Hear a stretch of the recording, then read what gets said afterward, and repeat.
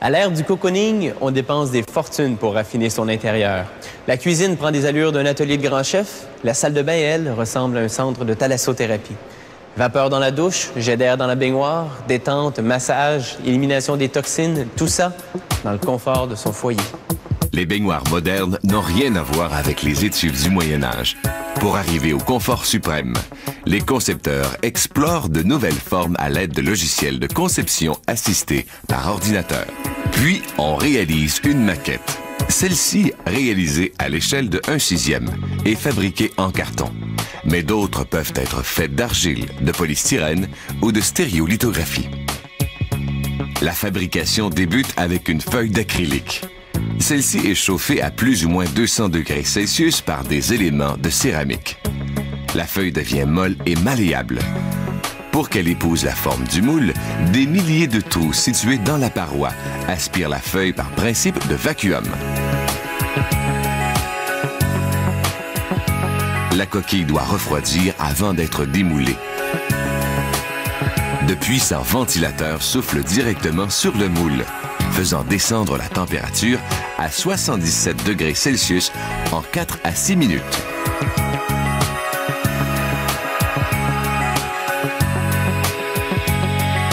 Puis, les ventilateurs sont retirés.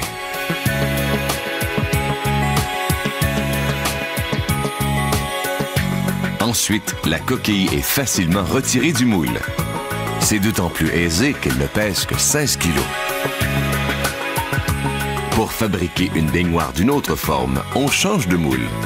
On place une autre feuille d'acrylique. Celle-ci est chauffée sur le moule de céramique et de fibre de verre. Les petits trous aspirent l'air et le tour est joué. Toutefois, cette feuille d'acrylique moulée n'est pas suffisamment solide pour qu'on la remplisse d'eau. Il faut donc la renforcer avec de la fibre de verre. Voici de la fibre de verre. Mélangée à de la résine, elle est pulvérisée sur la coquille par un robot. Entreposée dans des réservoirs, la résine est acheminée au robot par des pompes.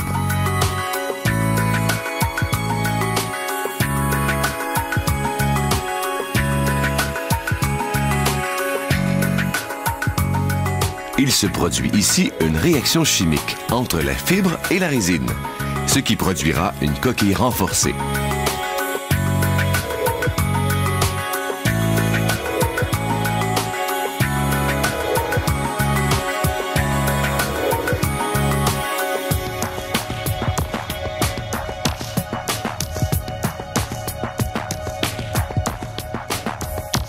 Le laminage est une étape des plus importantes.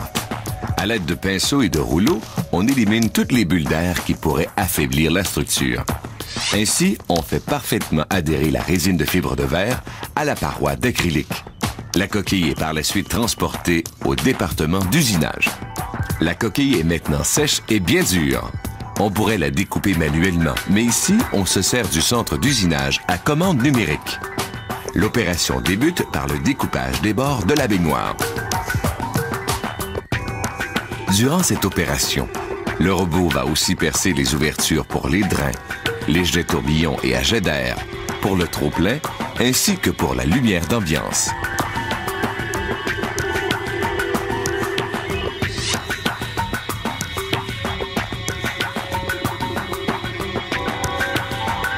La baignoire, presque terminée, est envoyée à un autre atelier. On peut maintenant installer la pompe, la tuyauterie et le souffleur. Ces dernières opérations sont effectuées manuellement. On installe la pompe pour les systèmes tourbillons, puis les tuyaux en PVC dont les joints sont hermétiquement scellés pour éliminer toute fuite.